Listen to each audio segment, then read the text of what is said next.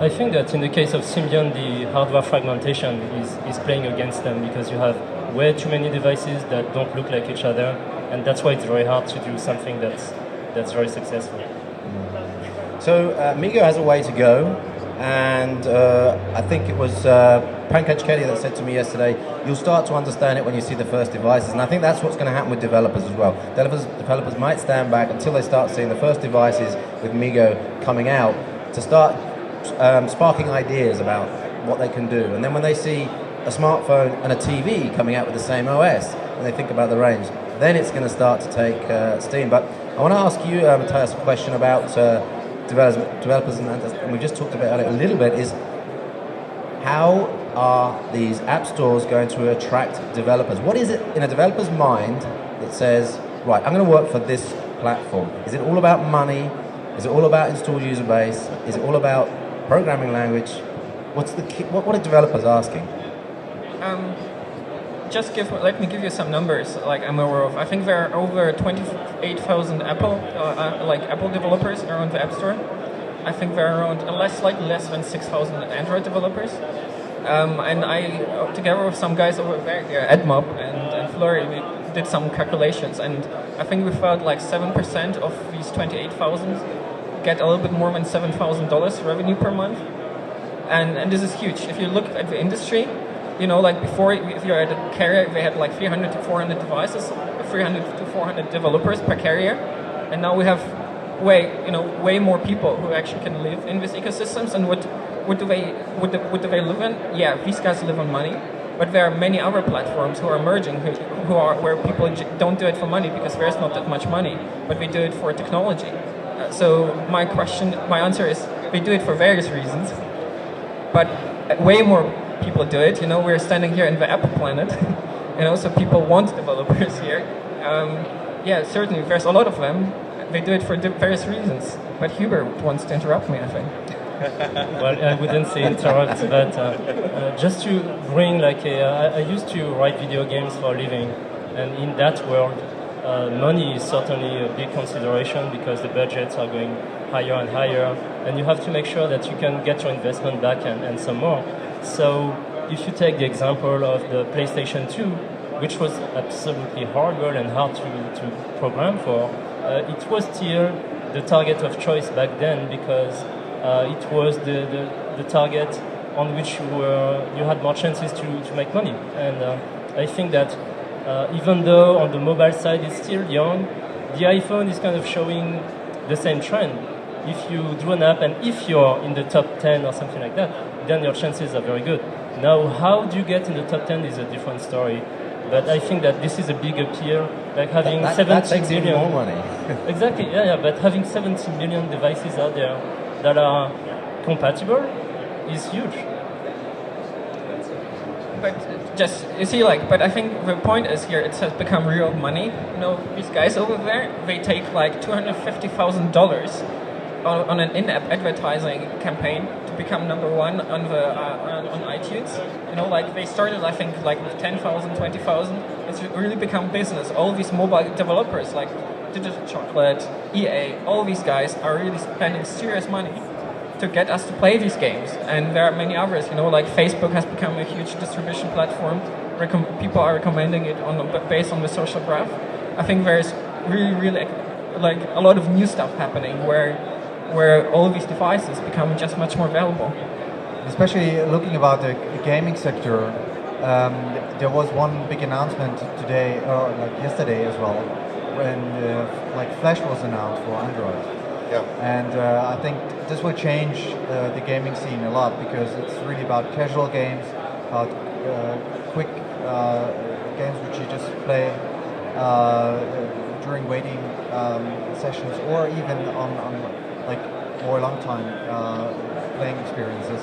But also Flash enables you to integrate videos in a couple of websites. And the guy from Google showed the example of New York Times, which was funny because at the iPad presentation Flash was not enabled, and it was a big question mark within the website of New York Times.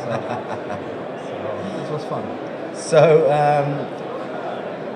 we could actually talk about this development stuff for hours and hours and hours. I know, Matthäus, we spoke last night for a very long time over the beers. But I want to round up now. I want to do a quick round table about MWC and what you think was sort of the primary feature for you in MWC this year. I mean, I'll start with a product I thought was absolutely fantastic, and this idea of always on with this compact AirLife smart book, I think is going to be a key feature for these ARM-based smart books to fight with Intel-based smart books. So I think Intel will have to do some work there to try and get this always-on feature into netbooks. For me, that was a standout thing. Matthäus? Yeah, I think like the same thing, just a little bit broader. I think like from a VC point of view, there's way more money, way more. The innovation cycles are way faster, like compared I think to last year or the year before, and there's a lot of innovation around the chipset. The stuff which I've seen this year, it's not comparable to the year before or 2 years before. So this is big stuff. So yeah, MWC for me, the biggest feature was that the MWC agency sent me about 800 emails into my inbox and screwed it up completely. I've never been at a conference like this before where they were, bulldozing all over my email inbox like this. I put them all on spam, so Google has a pretty big spam list now, especially from me. Maybe they should optimize this in the future. In general, of course, this is not the main conference, for my kind of content with netbooks, even though that we saw a couple of netbooks over here. Samsung was also announcing their whole new product line with LTE modules in there, and a module that they are actually creating on their own. And we saw the first Intel Atom Pine Trail netbook with the new NVIDIA IM2 chipset, which was quite interesting. It's Optimus technology. It's called ASUS Spire 1 532G, and I saw it on the very first day and did some benchmarking. Benchmarkings were kind of disappointing compared to the previous Iron platform. So maybe it's a software issue, maybe it's a driver issue, you never know. So sorry, ASUS, for pointing that out, but I have to be honest.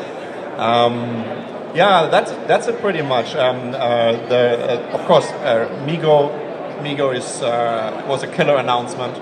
I would definitely say it's kind of interesting. Intel is hooking up with Nokia, and Microsoft is hooking up with ARM. Right, so it's mixing up the whole market. But if I compare these two announcements, I would definitely say that Nokia and Intel is the bigger announcement because it's the bigger market. And not just because you're standing at the Intel booth in Hall 7. Hubert? So what I like is the promise that soon we'll get always on, we'll get much longer battery life. And the good news is the technology is mostly there. We need to work on the software and the usage model. My best of show is Windows Phone 7. That's last year they were like losers, and now they've kind of done a comeback, and they'll be in the headlines quite a lot. Another Magic 7 for Microsoft. Exactly. Monty. Yeah. So from my perspective, I talk to a lot of managers and decision makers, and for them it's really turning mobile into one of the key priorities for the next couple of years. So a lot of people who had been here, they realized that the market is really the big opportunity for them, and this is something which they probably take home and which will drive a lot of business in the future. So it's if you're talking about mobile marketing, it's definitely with Facebook Zero and all these new opportunities coming up. It's also driving the business for MVNOs or MNOs, so all the network operators. They really see that data traffic and applications are key for their success as well. And it's like for hardware, it's definitely something where you see it's not about technology so much anymore. The devices are getting cheaper and cheaper, and the emerging markets are picking up. So it's a big opportunity also for developers in China to have the opportunity to earn their own money with a great app or something like that. That's really turning around the whole economy on a global basis. I agree, we seem to all be agreeing on that here, that it's really not about the hardware anymore, it's all about the software and the application. I top of that. So what I want to do is round up now and thank you guys for joining us on podcast 2, MeetMobility. Thanks Monty Metzger from Ahead of Time. When's your next event? Or are you? I will be at Media Summit in Abu Dhabi next week, so this will be cool, I think. And we are just starting to get the community going at Mocom2020.com. And everybody's invited to join and send me articles and ideas, and we'll post them. And so that's Mocom2020.com, the Mobile Futures think tank. Yes. Hubert, thank you very much. Hubert from Ubergizmo. It's been lovely to have you here. And any events happening on your side? You get pretty involved with Le Web, right? Yes, so we are a partner with Le Web, so we'll be there to cover that. And then I'm going to Hong Kong. Sascha is trying to get me to Computex, and we'll see what happens. I try my very best. Computex is always fun. Matthäus from Agora 9 Group, many thanks for joining us, and many thanks for your input here. I'm organizing Mobile Beat, so I'm scouting here innovation and speakers, so that's important. The next conference I will probably join in South by Southwest, Texas, March. Unfortunately, I can't be there. The only thing that stops me going is the baby that's planned a week before South by Southwest. That's much better, isn't it? Yeah, that's the only thing that stops me going there. And again, Sascha from networknews.com, thank you for your time. My name's Steve Paine from UMPCPortal.com, and this was podcast 43 of MeetMobility.com. For more information and subscriptions, go to MeetMobility.com. Thank you very much. Thank you. Good job.